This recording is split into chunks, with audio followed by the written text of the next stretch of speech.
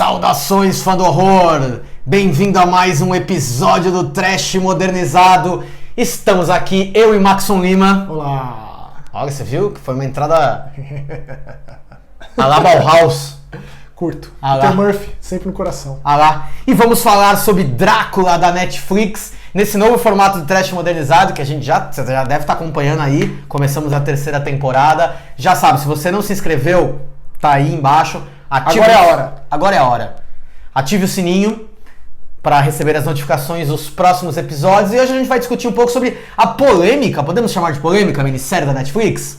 O terceiro episódio tem sido o polarizador. Polarizador da discussão. Quer saber o que a gente achou? Depois da vinheta você vai acompanhar a nossa discussão sobre Drácula da Netflix.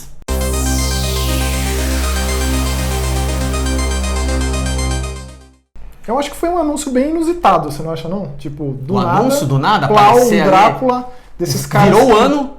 Exatamente. Eu não sou conhecedor da obra desses caras, eu não assisti nem o Sherlock nem Doctor Who. Também não. Não estava preparado para essas reimaginações que eles já são famosos por fazer. Exato, tem lá a patotinha da BBC ali, então os britânicos já conhecem muito bem o trabalho deles. Pra mim também foi um ilustre desconhecido. Esse Mark Gatiss é um cara que gosta de terror, ele tem um documentário sobre o terror clássico, lá dos anos 20 e 30, fase da Hammer também. E isso vai ficando claro conforme os episódios vão se passando e aí chega nesse abismo aí, né?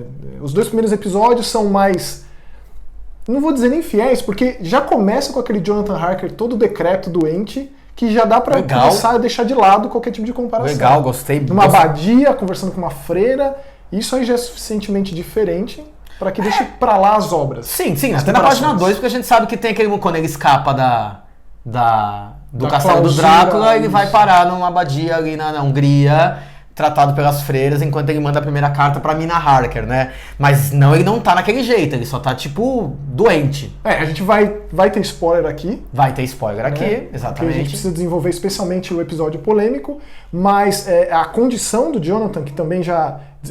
como isso é contado, eu achei de uma forma rápida, né? Apesar de serem episódios de 1h30, serem basicamente filmes...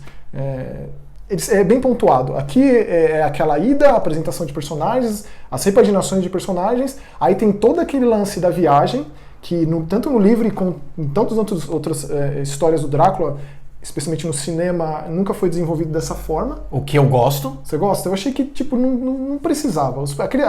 Aqueles viajantes ali, os passageiros do navio, da embarcação, não são interessantes o suficiente para durar um episódio inteiro. Eu acho que o problema é quando ele acaba virando meio que uma Agatha Christie ali, mas vamos voltar um pouco aqui atrás, dar uma rebobinada na fita. Vai lembrar a adaptação clássica do Bram Stoker, o livro, a gente já teve trocentas mil. E aí surge do nada, tá lá, você virou o ano, meio de ressaca do Réveillon, tem um Drácula da Netflix ali. Uma baita produção, que BBC é famosa por isso, a Netflix deu a vazão, né, deu o meio, o veículo para ser transmitido, mas é tudo da BBC, dessa dupla aí famosa por essas reimaginações. E aí... Mark Gatiss e Steven Moffat. Exatamente. E aí o grande lance é sempre o ator, o intérprete do Drácula. Porque é sempre o grande alicerce dos filmes do Drácula. Exatamente. Sem um bom ator interpretando um Drácula, a gente não tem a menor capacidade de assistir. Não dá, E vale lembrar que tivemos nossos queridos Bela Lugosi, Christopher Lee, Gary Oldman, Jack Palance. O Max Schreck, meu preferido. Max Schreck, afinal. O Klaus Kinski, que Nosferatu é Drácula. Nosferatu é Drácula, na verdade é uma das mais fiéis obras baseadas no texto. É o meu filme texto. Favorito. Qual que é o seu filme favorito de Drácula, Max? De Drácula? Acho que é Nosferatu também. Então, eu diria que eu gosto bastante também do Willem Dafoe, fazendo o Sombra do Vampiro, que é o Max Schreck, mas não deixa de ser, né, mas conta também. Temos ali o... Frank Langella, legal demais. Frank Langella do John Baden. Gosto também. Mas assim, o Klaus Bang, que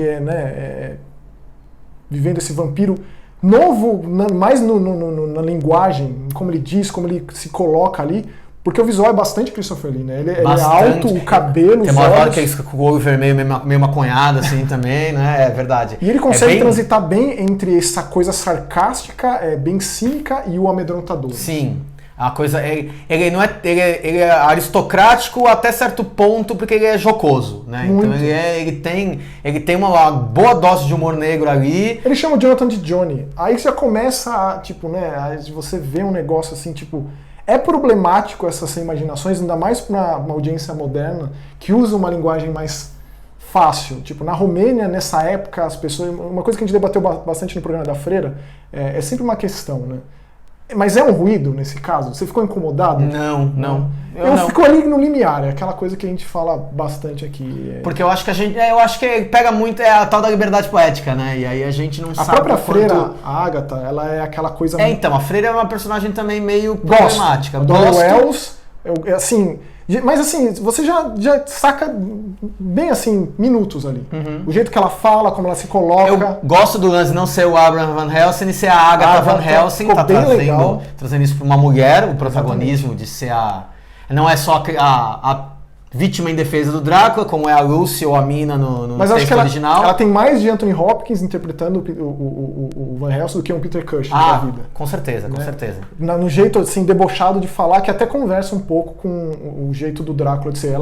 O Drácula nunca se viu confrontado antes. É uma freira afrontosa, digamos. Muito, é uma freira que não tem fé, essencialmente. Deus nunca se mostrou vivo, presente, eu nunca tive razões para acreditar em Deus, porém estou aqui da mesma forma. Faz umas piadinhas, o tempo inteiro. Com a outra freira. Inclusive foi bem, eu não saquei quem era aquela outra freira, achei inteligente a forma como ela é revelada, porque tá ela e mais uma outra ali, que é completamente submissa a essa, mas quem é essa personagem, quem é que tá ali? Todos os personagens aparecem, todos os clássicos, né? Sim. Mina, Lucy... Repaginados, isso é muito interessante. Sim. Isso é uma parte bem interessante da minissérie, porque, assim, ninguém quer... Assim, apesar de assim, ninguém quer ver a mesma história de novo. Eu acho que se você está proposto a contar uma história que todo mundo já está careca de saber, eu acho que você pode trazer uma roupagem diferente, trazer elementos diferentes, que foi o que esse Drácula fez. E é por isso que eu gosto muito do segundo episódio. Gostar muito é uma palavra muito forte. É por isso que eu acho interessante o segundo episódio, porque eu acho muito legal a história do Dmitri, do navio. Existe toda uma parte no livro que tem o diário de bordo do... Ele é um livro de epistolário. Epistolário, né? Exatamente. Só de carta e de diário. E tem todo a parte do livro que traz o diário de bordo. Ele é muito ampassando no Nosferatu. Ele tem 2-3 minutos do filme do Coppola. Mas é engraçado, né? Que talvez seja... A cena mais famosa Não, acho que é a segunda. Segunda. Depois da sombra, é ele levantando... E aquele do GIF dele apagando e acendendo a luz. É o Nosferatu, do Bob Esponja. É o Nosferatu. Puta, se tá Bob Esponja é campeão, hein? E aí Porque, então, Só que aí é isso que o Maxson falou. Eu gosto até a metade quando descobre que a freira tá lá. Mas eu gosto, por exemplo, quando ele tem o lance do confronto. A freira, ela sabe as regras dos vampiros, que se aplicam. Sim. Ele só pode entrar na abadia caso seja convidado. Sim. E tem aquela cena dele saindo de dentro do lobo que é sensacional. Muito sangrenta. Muito sangrenta. E mostra essas coisas que a gente sabe que o Drácula ele tem o controle sobre as criaturas da noite. Ele pode se transformar, ele pode invocar... Faltou. Children of the Night. Não, ele fala. Depois, mas lá na frente. Mas ele fala, e tem que falar. Mas é bem passado. Beautiful the sound they make, ele fala. Eu gostaria mais se ele falasse naquela hora. Mas o Gary Oldman falando E o Bela Lugosi? I am Drácula. Muito bom. Não, na verdade o Bela Lugosi deu a cartilha pra todos, né? Todos seguiram, mas cada um trouxe elementos próprios, mas a cartilha tava toda lá. Era só seguir, era só usar por base. Aquela cena que ele joga a cabeça da freira de buquê, cara, eu vou ter pra ver de novo. Maravilhoso. Porque é de um nível de profanidade e é um desrespeito. É o Drácula mais falante de todos, né? O Drácula que realmente ali, mano, sou ruim. Isso. Ele curte, ele usa um exemplo que é excelente, do tipo, eu gosto de estar entre os humanos. Mas você, por que você mata eles? Por que vocês humanos colhem flores? Tipo, tem essas sacadas. É meio didático no sentido de explicar até demais. Tem muita ideia de sangue são vidas. São vidas, não sangue é vida. Porque conforme ele vai se alimentando nos séculos que ele vive, ele vai assimilando essa essência das pessoas. Todas as pessoas que ele se alimenta estão ali com ele. Tanto que ele é bem seleto, né? Ele não vai chupando o sangue de qualquer um. Sim. E não tem o lance também de ele se apaixonar pela mina do Jonathan. Também já quebra. Que é legal esse que não tem no livro, mas só tem no novelão do Coppola. Exatamente. Ele vota por poder. É isso. É um Drácula que não ama nada nem ninguém. Ele quer só acabar com todo mundo. E aí que leva, depois da história do Dmitri, lá no lance das caixas, dele precisar da terra. Mantém essas coisas. Inclusive eu achei legal ele invocando a névoa. Sim, mostrando aquilo. Sim, Como a produção é muito grande, muito dinheiro envolvido, é tudo muito bem feito. Assim. Exatamente. E aí... Só que aí fica ficando meio vira um livro de Agatha Christie ali, né? Quem tá matando, quem é responsável pelas Tem um lance lá, o mortes. capitão deixa claro, não abra tal porta, no compartimento tá vetado, e aí as pessoas começam a morrer. E aí tem aquele cliffhanger pro terceiro episódio que é polêmico. Exatamente. No segundo já quando terminou, claro. você foi... Que porra? Exatamente, é o famoso what the fuck. Caralho, mano, o que tá acontecendo? Como assim? Será legal aparece assim, a SWAT ali pra pegar o... Isso, ele sai, ele fica nessa caixa por sabe sei lá quanto tempo, e aí ele sai, chega na praia, o holofote de helicóptero no Drácula, a polícia e SWAT, e o que tá acontecendo? Interpol, né? Interpol, Scotland Yard, né? Tá. E aí acaba o terceiro episódio, que é o que tá criando todo esse alvoroço em cima. E o debate, que é assim, você, fã do horror, o que você achou sobre o terceiro episódio do Drácula? Eu quero saber. Eu não, assim, escreve aí nos comentários. Tem sido difícil achar gente que gosta. Eu fiquei feliz do Marcos ter gostado também, porque... Mas eu não gosto do final. Eu já esperava que ele não fosse curtir. Eu acho que precisaria de mais. São muitas ideias originais... Corrido. Não vou dizer dispersas, mas que eu gostaria muito mais de ver desenvolvidas. Essa ideia do Drácula em contato com a juventude de hoje é muito Essa interessante. juventude inócua. A juventude que passa incólume a qualquer coisa. Que o que importa é o selfie lá no Instagram. Tipo, morte e vida tanto faz. E isso é uma presença, uma forma de vida que o Drácula nunca tinha visto. Isso interessa muito mais a ele do que as novas tecnologias, porque... Por ele ser um cientista, que também é outra marca que deixa claro, né? Ele tem o seu laboratório, ele faz até experimentos. É outra cena um tanto polêmica quando aparece o bebezinho ali que ele tenta criar no laboratório. Sim. Né? Meio... ele pega fácil, ele já tá lá fazendo Skype com a galera, ele já tá lá em tablet. Mas uma coisa que é muito interessante são exatamente as novas repaginações dos personagens, como o Renfield, especialmente, que é o advogado, a Lucy, o Dr. Seward e o Quincy. Isso. Todas essas novas versões atualizadas dele são ótimos. Muito bacanas. A Lucy em especial, porque a Lucy é uma menina muito popular, muito bonita, das redes sociais. Tudo bom, deve ter seguidores. Aparece ali o Quincy Morris se declarando pra ela numa balada. As cenas de balada são bem feitas, né? O Drácula ali no meio é sensacional. Como ele entra na vida da Lucy, a influência que ele... O Drácula usando o Tinder. É sensacional o Drácula usando o Tinder pra conseguir suas vítimas. Bom. E aí tem essa nova geração do Van Helsing, né? Que agora, inclusive é legal o lance da instituição do Harker, né? Sim, como ela tá hoje em dia. A mina manteve a coisa viva e tal. Uma das coisas que eu mais gostei desse último episódio, que é uma ideia que eu nunca tinha visto em nenhuma história de vampiro, é com relação ao sangue que tá pra morrer. O vampiro não pode chupar um sangue morto. Ele tem que sugar. O lance do vampiro é sugar a vida, a fonte da essência. Não pode chupar o sangue de um morto. E ele chupa o sangue de uma pessoa com câncer. E isso gera um efeito nele que é visualmente deslumbrante. Sim. A cena. Ele é inteligente na forma como ele vai revelando os motivos, né? Ele não é necessariamente linear. E aquela cena meio do teatro, tudo vermelho, o chão e o céu vermelho, é lindo demais. Mas eu achei que o final ficou a dever. Foi o que a gente estava comentando no background. Que eu acho que eu gosto muito daquela. Eu gosto da história depois quando que a gente sabe que a Lucy é transformada em vampiro, né? Mas aí ela é cremada.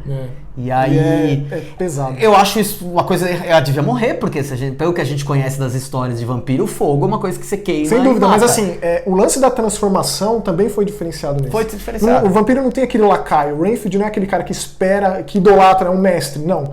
Quando ele morde... Ele é um colarinho branco. Isso.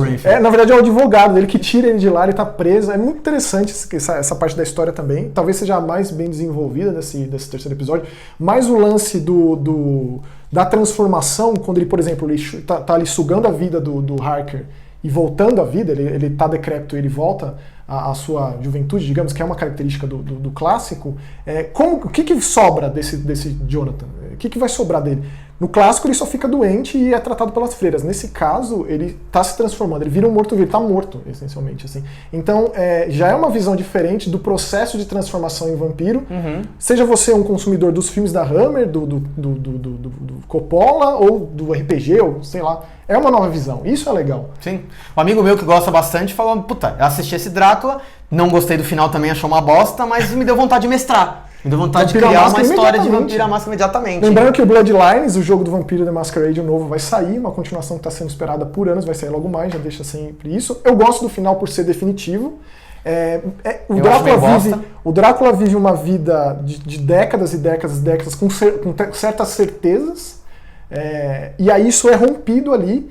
E, de novo, por ser muito breve, precisar terminar, não é desenvolvido bem o suficiente. Exato. Mas o final em si é definitivo, problema, não tem como eles continuarem isso. Então, pra mim não é questão, o final sim, é exatamente isso. Ele é muito apressado, termina de jeito, porra, sabe, tipo, acabou desse jeito, foi essa a impressão que eu tive. Mas a cena final eu derramei uma lagriminha, eu juro pra você. Olha só. Eu achei extremamente romântico, Eu porque ele gostei não era muito. um lado... O lance do romantismo é um lance muito forte em Vampiro. De Drácula, que seja, que foi deixado de lado nessa história. Sim, né? sim. E você aí, percebe muito, final, igual você falou, o tanto de referência aos filmes da Hammer, ao Drácula do Christopher Lee, que é meu Drácula preferido. Qual que é o seu Drácula preferido? cara, tem muitos filmes, né? Tipo. Mas o intérprete. É ele. Eu só penso que teve um filme que ele não gostou do roteiro e ele não falou as falas. Tipo, que outro ator você conhece que fez isso aí? E o filme foi lançado. Tipo, Botou a dentadura na mesa e falou, não vou. Não vou! E é isso, e o filme foi lançado porque o Christopher Lee é foda e é isso.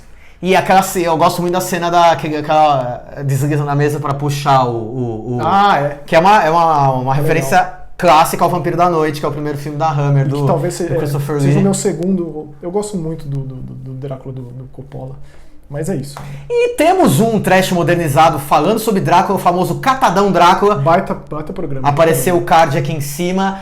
E é isso, a gente fez esse acho que foi o nosso primeiro novo formatinho assim do episódio. A gente vai trazer mais reviews assim prontos de filmes e séries, não fazer só catadão também. Lembre-se, a gente vai começar também o podcast, começando agora na primeira segunda-feira de fevereiro. Então fica ligado no Spotify, no Deezer, no Apple, no Google Podcast, sei lá onde diabos você escuta podcasts na sua vida. Vai ser legal. E aí vamos falar mais detalhadamente, aprofundamente sobre filmes nessa mídia aqui no Trash Modernizado. Gostou do novo formato? Mais curtinho, papum, falando uma resenha específica sobre algum lançamento. E diz o que você achou do terceiro episódio. Por Gostou, favor. Não gostou? A gente quer muito saber, senão o Drácula vai à noite e chupar sua jugular.